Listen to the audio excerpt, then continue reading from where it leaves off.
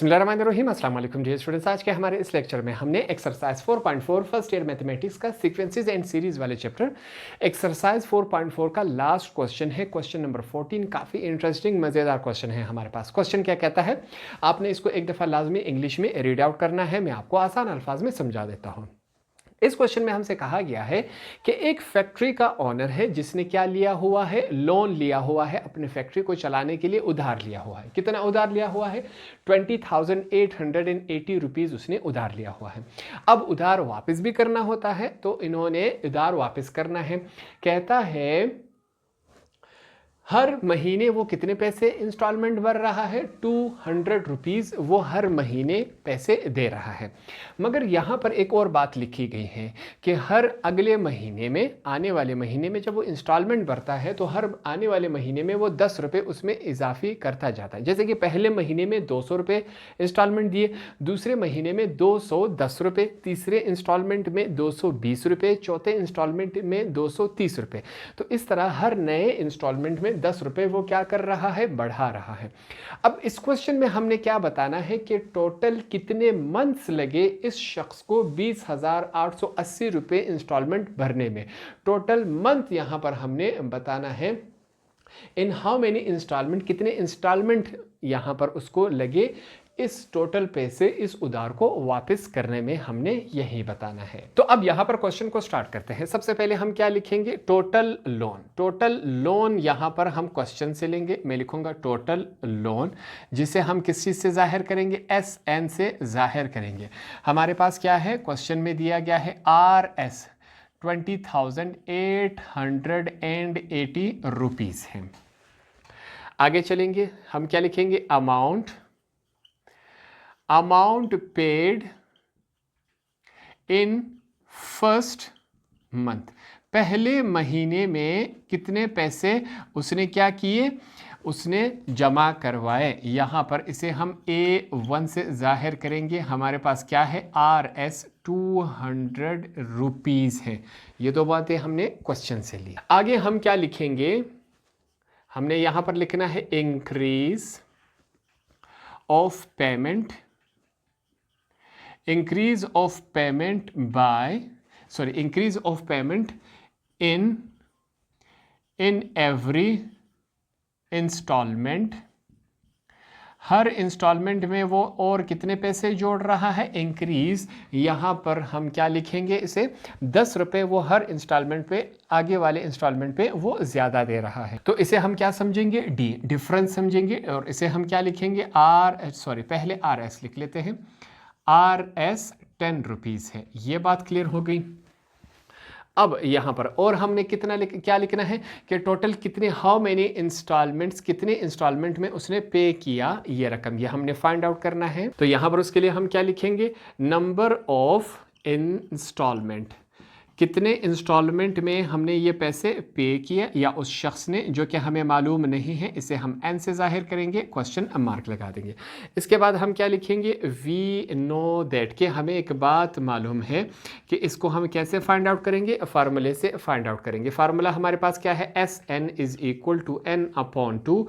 यहाँ पर और क्या है, 2A1 प्लस N-1, साथ में क्या है, D है। जो वैल्यूज़ है वो वैल्यूज़ तमाम उठा के इस फार्मूले में हमने पुट अप करना है। SN हमारे पास क्या है, 20,880 है, इज इक्वल टू N। हमारे पास क्या है, N मालूम नहीं है, तो हम N को सेम एज इट इज़ लिख लेंगे। अपॉन क्या है, 2 है। यहाँ पर 2 हमने लिख लिया। A1 की वैल्यू हमारे पास क्या है, 200 है, ये हमने लिख लिया।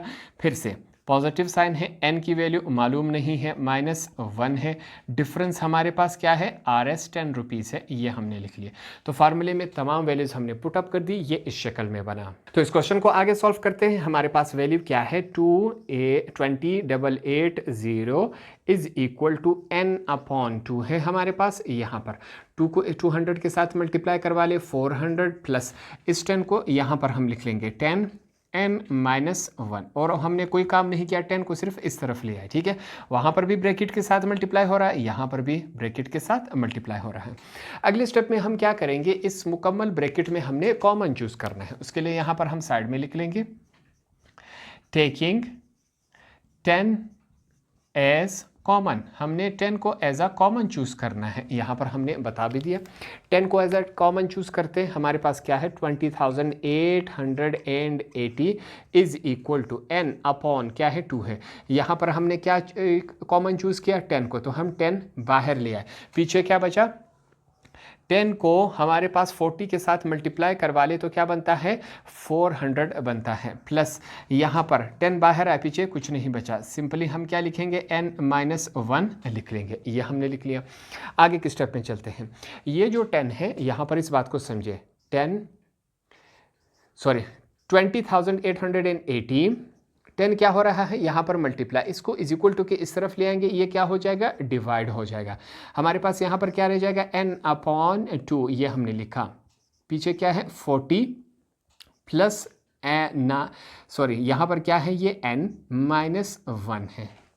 आगे चलते हैं, फिर से इस बात को फिर से समझे। हमारे पास ये जो 2 है यहाँ पर क्या हो रहा है n के साथ डिवाइड हो रहा है, इसको इज इक्वल टू की सिर्फ ले आएंगे, ये क्या हो जाएगा मल्टीप्लाई 2 मल्टीप्लाई बाय 20,880, नीचे क्या है हमारे पास 10 है, हमने लिख लिया इज इक्वल टू, यहाँ पर क्या बचा सिर्फ n बच गया, 40 में से 1 माइनस हो गया, क्या रह गया 39। तो यहाँ पर हम क्या लिखेंगे, इसको हम लिख लेते हैं n प्लस 39, ये वैल्यू हमने लिख ली। ठीक है, 40 में से 1 चले गए 39, n प्लस पहले से मौजूद था, इसको हमने लिख लिया। कैंसिलेशन हो रही है वो करवा लेते हैं, 2 1 जार 2, 2 5 जार 10, 5 को इस वैल्यू पर हमने डिवाइड करवा देना है। तो कैलकुलेटर की हेल्प लेंगे, हमारे पास क्या कहता है 20,880 डिवाइडेड बाय 5, हमारे पास वैल्यू क्या है, वो वैल्यू यहाँ पर मैं लिख लेता हूँ 4176, वैल्यूज़ क्या है हमारे पास 4176 इज इक्वल टू, दूसरी तरफ हमारे पास क्या है n को इसके साथ मल्टीप्लाई करवा ले n का स्क्वायर, प्लस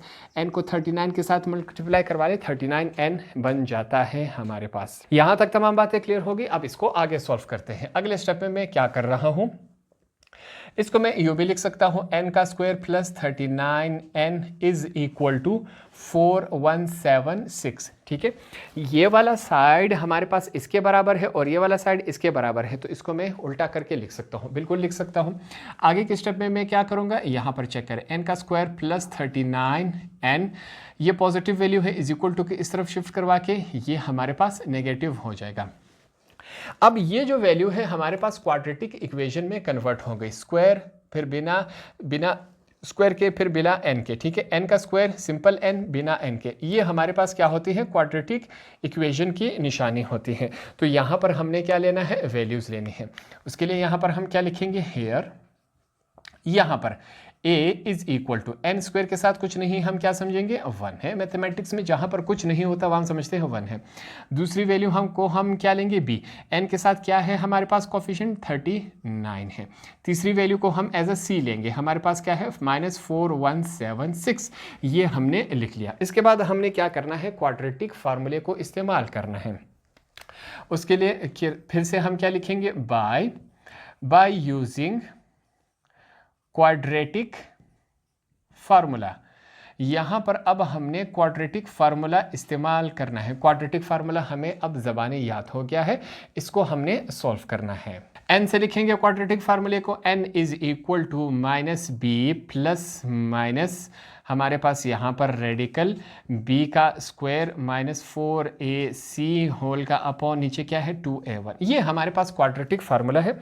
जो वैल्यूज़ हमारे पास मौजूद है ये वाली वैल्यूज़ उठा के क्वाड्रेटिक फार्मूले में हमने पुटअप करनी है। हमारे पास वैल्यू क्या बन जाएगी, n is equal to minus लिखेंगे, b की वैल्यू क्या है हमारे पास 39 प्लस माइनस रेडिकल b की वैल्यू हमारे पास क्या है 39, इसका स्क्वायर लेंगे -4, a की वैल्यू क्या है 1, c की वैल्यू हमारे पास क्या है -4176। ठीक है, नीचे हमारे पास क्या है, हम लिखेंगे 2, a की वैल्यू क्या है 1 है, इनको आपस में हम मल्टीप्लाई करवा लेते हैं।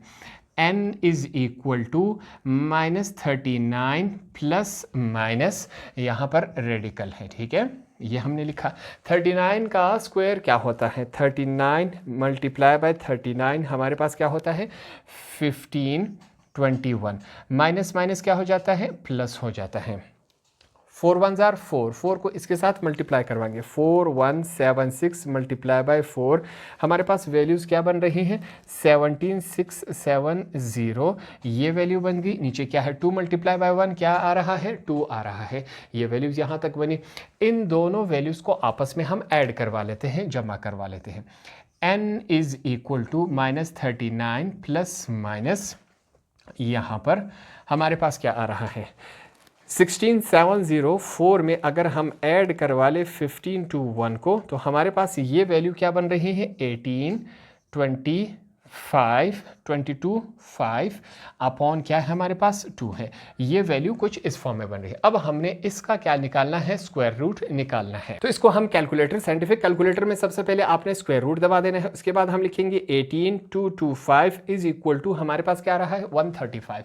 तो 135 को 135 के साथ मल्टीप्लाई करें, ये वाली वैल्यू आएगी। हम लिखेंगे -39 प्लस माइनस क्या लिखेंगे 135 अपॉन क्या है 2 है, इसका हमने स्क्वायर यहाँ पर लिख लिया। ठीक है, यहाँ तक आप स्क्रीनशॉट ले ली क्योंकि मैंने इसको मिटाकर बकाया क्वेश्चन यहाँ पर सॉल्व करना है।